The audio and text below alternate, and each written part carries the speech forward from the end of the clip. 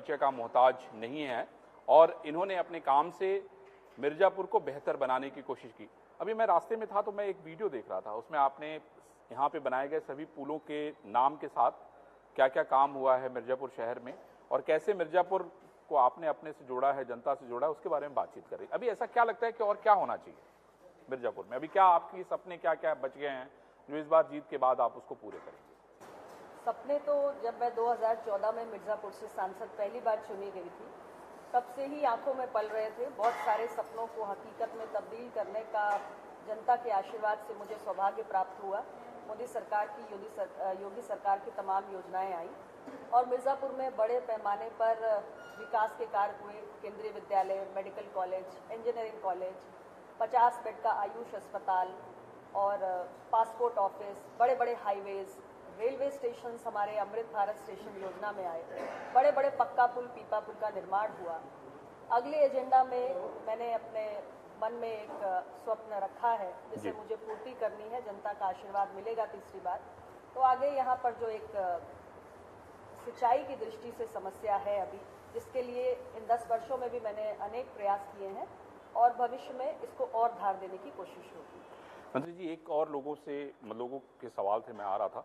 इनका कहना था कि मिर्जापुर में शहर में सड़कों को और बेहतर करने की जरूरत है क्योंकि शहर जो है पुराना है, बहुत सारी सड़कें बहुत छोटी हैं। मुझे लगता है कि अगर वहाँ पे विस्तार किया जाए तो शायद मिर्जापुर और भी बेहतर हो सकता है, क्योंकि अब आपका विंध्य कॉरिडोर बन गया है।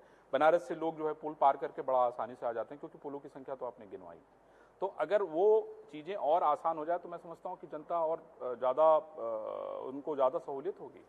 देखिए, सड़कों के उच्चीकरण, सुदृढ़ीकरण का जहाँ तक विषय है, पूरा जनपद आप जानते हैं भौगोलिक दृष्टि से बहुत विस्तृत है और ग्रामीण इलाका बहुत ज़्यादा है। मिर्ज़ापुर में मैंने बड़े बड़े हाईवेज बनवाने पर भी ध्यान दिया है और गांव तक की सड़कों को सुदृढ़ कराया है।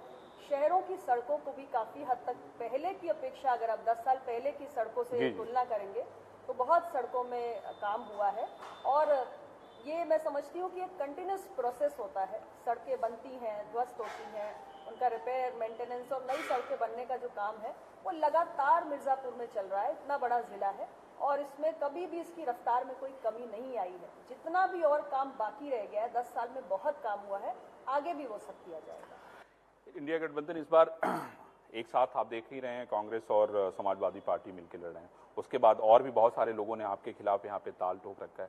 कितनी चुनौती महसूस कर रही हैं? मतलब क्योंकि अंतर आपका जीत का बड़ा था, तो क्या लगता है इस बार अंतर और बढ़ेगा या कुछ चुनौती थोड़ी बहुत महसूस कर रही हैं, आपको लग रहा है?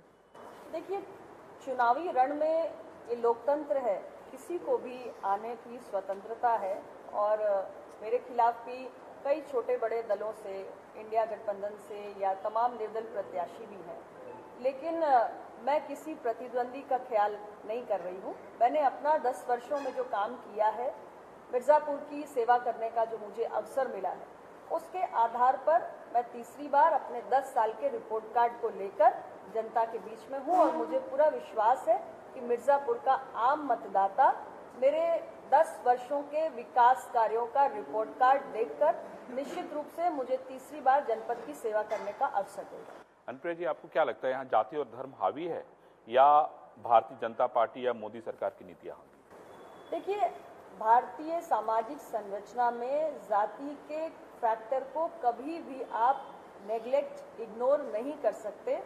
हर जाति, धर्म, बिरादरी की भागीदारी लोकतंत्र में होनी चाहिए, ऐसा अपना दल मानता है और हमारी कोशिश यही रही है हमारे एनडीए गठबंधन की कि हमने सबका साथ, सबका विकास, सबका विश्वास, सबका प्रयास, इस मूल मंत्र को अपनाया है और सरकार की जो तमाम विकास की योजनाएं रही हैं, गरीब कल्याण की योजनाएं रही हैं, इंफ्रास्ट्रक्चर निर्माण की जो योजनाएं रही हैं, उसका लाभ हर जाति, बिरादरी, हर धर्म, मजहब के लोगों तक पहुंचा है और हमने जो 10 साल में देश के अंदर एक बदली हुई तस्वीर पेश की है विकास की दृष्टि से, उसके आधार पर भी हम आज तीसरी बार जनता के बीच में।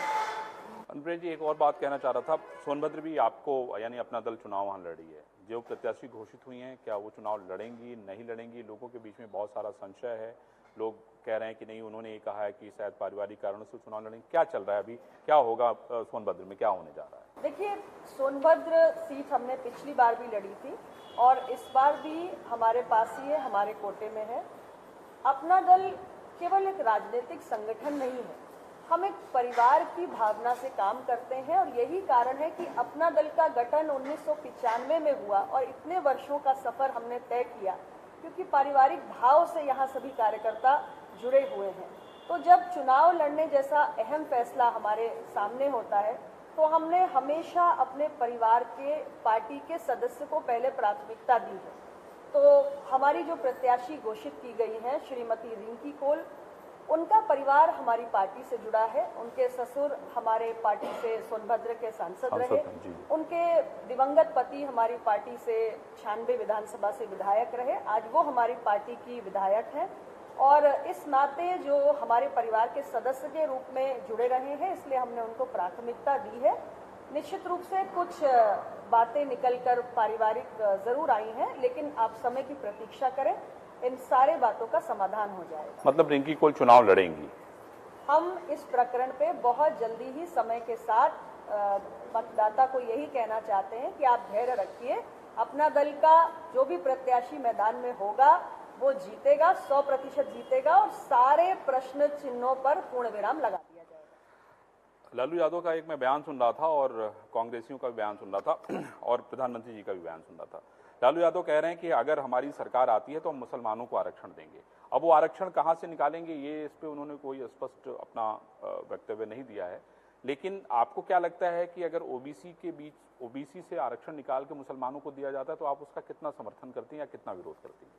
देखिए, मैं स्पष्ट रूप से अपना दल का पक्ष रखना चाहती हूँ। हमारे देश के संविधान में जो पिछड़ों के लिए 27% के आरक्षण की व्यवस्था की गई, उसमें जो हमारे मुस्लिम समुदाय में पिछड़े जातियां हैं वो भी उसमें शामिल है। आरक्षण की व्यवस्था धर्म या मजहब के आधार पे हमारा संविधान इसकी अनुमति नहीं देता है। पूर्ण रूप से शैक्षणिक और सामाजिक रूप से पिछड़ेपन के आधार पे 27% का आरक्षण दिया गया है, जिसमें हमारे ओबीसी वर्ग में आने वाले तमाम, जो चाहे हिंदू हो, मुस्लिम हो, कोई भी हो, जो पिछड़ी जातियां हैं वो इसका लाभ उठा रही हैं।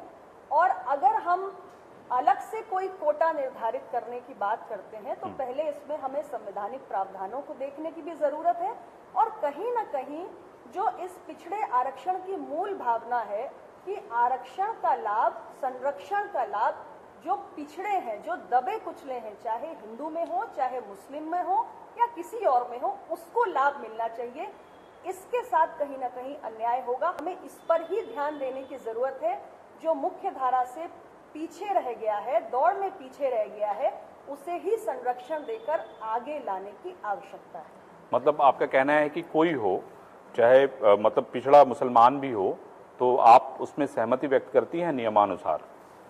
हमारे देश के संविधान में पिछड़ी जातियों के लिए जो आरक्षण है उसमें हर पिछड़ा शामिल है पहले से ही। और अपना दल का स्पष्ट मानना है कि जो पिछड़ा है उसे ही संरक्षण दिया जाना चाहिए। जो पहले से ही विकास की धारा में आगे है, सामाजिक रूप से मजबूत है, उसे आरक्षण की आवश्यकता नहीं है। जातिगत जनगणना को लेके आपके मन में क्या चल रहा है? पिछली बार मुझे याद है जब विपक्ष लगातार इस बात को लेकर सवाल कर रहा था, अपना दल का क्या रुख है जातिगत जनगणना को लेकर?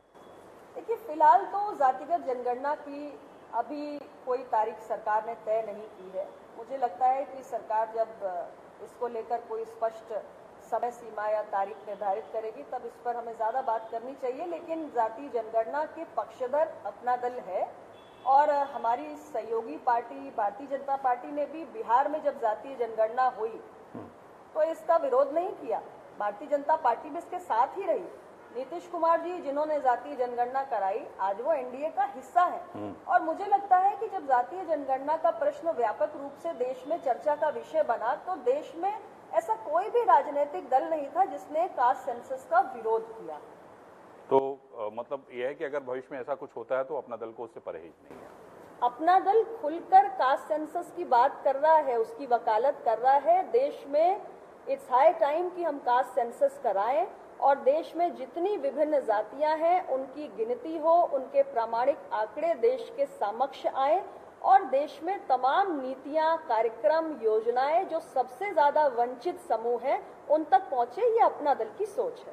अच्छा, अब तो नीतीश कुमार आपके साथ है, एक समय चर्चा चल रही थी कि नीतीश कुमार मिर्जापुर से लड़ेंगे, आपको लगता है नहीं नॉमिनेशन में नीतीश कुमार को भी आमंत्रित करिए, वो भी आए? नहीं, सबका स्वागत है, वो तो मेरे लिए अभिभावक तुल्य हैं, यदि वो आकर आशीर्वाद देंगे तो मैं तो उसका स्वागत करती हूँ। स्वागत करती हैं आप। अच्छा, ये बताइए कि आशीष जी कितना आपका सहयोग करते हैं सारे कामों में? पॉलिटिक्स के अलावा भी मैं पूछूंगा, लेकिन पहले पॉलिटिक्स में बताइए कितने घंटे साथ आजकल रह रहे हैं ये?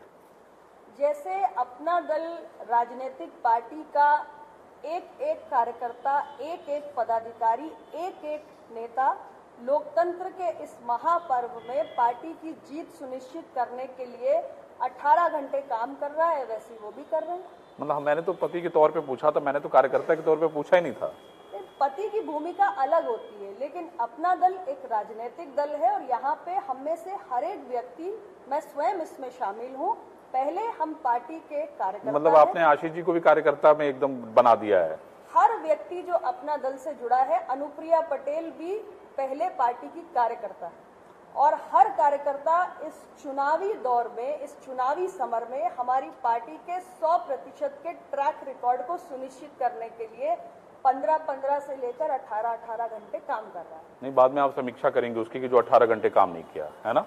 देखिए, हर पार्टी समीक्षा करती है, हर पार्टी समीक्षा करती है और जिन कार्यकर्ताओं के अंदर पार्टी के प्रति, संगठन के प्रति निष्ठा होती है, समर्पण होता है, वो सबसे ज्यादा महत्वपूर्ण चुनावी समर ही होता है। चुनाव के दौरान जहां से आपकी पार्टी की असली ताकत तय होती है, तो जो भी व्यक्ति पार्टी के प्रति, विचारधारा के प्रति समर्पित है, उसके लिए फिर कोई चुनौती नहीं रह जाती, उसके लिए सबसे बड़ी प्राथमिकता चुनावी सफलता ही होती है। अनुप्रिया जी, एक ऐसा है ना, सीधा रैपिड फायर करते हैं, ठीक है ना? अच्छा, मुझे ये बताइए कि अगर मैं कहूँ पूरे देश और दुनिया में आपको किसी अपने फेवरेट व्यक्ति से मिलना हो तो किससे मिलना आपको पसंद होगा? नहीं, ऐसे तो बहुत सारे फेवरेट्स होते हैं जिंदगी में, हमारे व्यक्तिगत जीवन में, हमारी प्रोफेशनल लाइफ में बहुत सारे फेवरेट्स होते हैं, मेरा कोई एक नहीं है। कई हैं? नहीं, बहुत सारे लोग हैं जीवन में जो आपको प्रभावित करते हैं और मैं उस सोच की हूँ कि इतनी बड़ी दुनिया में इतने सारे लोग हैं, हर व्यक्ति में कुछ ना कुछ सीखने के लिए होता है। आप जितने लोगों से मिलते हैं, किसी ना किसी का कोई ना कोई गुण आपको प्रभावित करता है और मुझे लगता है कि जिन गुणों से आप प्रभावित होते हैं उनको अंगीकार करने की कोशिश भी करनी चाहिए। कभी खाली समय मिलता है तो क्या करना पसंद है आपको? वैसे तो बड़ा मुश्किल है, लेकिन यह है कि मेरा सवाल इसलिए है कि अगर कभी मिलता है तो क्या करना पसंद होता है आपको? खाली समय में मूवीज देखना, वेब सीरीज देखना, गीत सुनना, यही करती हूँ। तो अभी कौन सी मूवी होता खाली समय होता कहाँ है? नहीं, अभी हाल में कोई फिलहाल मूवी भी देख पाई आप? अभी तो संभव ही नहीं है, अभी तो चुनावी वक्त है, चुनाव खत्म होने के बाद जरूर देखूंगी। अच्छा, ये बताइए, घर के काम में आशीष जी कितना हाथ बटाते हैं आपका? घर का काम आशीष जी कुछ भी नहीं करते हैं। नहीं, आपने कहा कभी इनको कुछ करने के लिए? भाई जब कहेंगे तभी तो करेंगे। नहीं, मेरे कहने के बाद भी नहीं करते। बहुत बड़ा सवाल है तो है। अच्छा, बच्चों की देखभाल में कितनी मदद करते हैं? नहीं, वो नहीं है, हमारा परिवार हम दो हैं। अच्छा, ठीक है। तो अब मुझे अब मैं एक आखिरी सवाल लेता हूँ, ये बताइए, माँ से कभी हाल फिलहाल में कोई बातचीत हुई? फिलहाल नहीं हुई। तो आशीर्वाद लेंगी नहीं लेंगी? आशीर्वाद तो माँ का सदैव है मेरे ऊपर। मैं आज जिन ऊंचाइयों पर हूँ कि मेरी माता पिता का आशीर्वाद है, उनका संघर्ष है, उनकी तपस्या है, उनके संस्कार हैं। माता पिता के आशीर्वाद के बिना कभी भी कोई भी संतान किसी भी ऊंचाई पर नहीं पहुंच सकती। मेरी माँ का आशीर्वाद हमेशा मेरे साथ। चलिए अनुप्रिया जी, हम उम्मीद करेंगे कि देखिए इतने ढेर सारे लोग बैठे हुए हैं। देखिए, राजनीति बड़ी कठिन होती है, इसमें कोई शक नहीं है, और इसमें न सवाल और न जवाब, इन दोनों का अगर आपके पास अनुभव है तभी आप राजनीति में आगे बढ़ते हैं। अनुप्रिया जी का अब लंबा अच्छा खासा राजनीतिक अनुभव हो गया है और सबसे खास बात है कि आशीष जी का भी इसमें बहुत बड़ा योगदान है। हाँ, ये अलग बात है कि खाना बनाने में उनका कोई योगदान नहीं है, लेकिन मैं इतना जरूर आपसे कहूंगा कि मिर्जापुर जो कि बनारस से सटी हुई सीट है, कुर्मी बाहुल्य मतदाता यहाँ पे हैं, यहाँ पे तीसरी बार अनुप्रिया पटेल चुनाव लड़ रही है और इनको जनता से बहुत सारी अपेक्षाएं हैं। इनको लगता है कि यहाँ से जब जीत कर वो तीसरी बार जाएंगी तो मिर्जापुर के लिए बहुत कुछ कर पाएंगी। दीपक।